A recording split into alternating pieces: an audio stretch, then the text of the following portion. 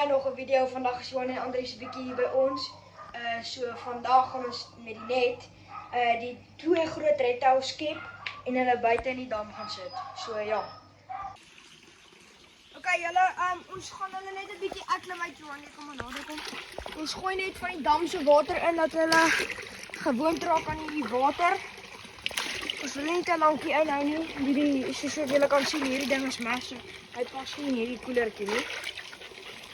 Maar ja, dan gooi ons van die dam se water in dat hy kan acclimate.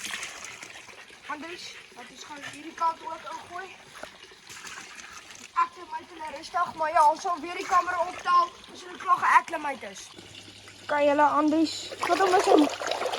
Gesig ook. Gesig met acclimate. Ja. As jy nie onder... moet nou die hond ombyt nie. Kan julle, ons gaan die babers die redtouws ingooi. Dis jou Andries wat ek het doen, want jy kan nie. Alvast. Moet jy aan doen jy dit, want ek van die video nie. Ja. Ok julle, ons gaan hierdie redtouw ingooi. Jy moet hom mooi vat doen. Vat hom soos 'n vis. Ok, hou oor die kant. Hou oor die kant. Ok julle, redtouws gaan in. Ja, gaat hy.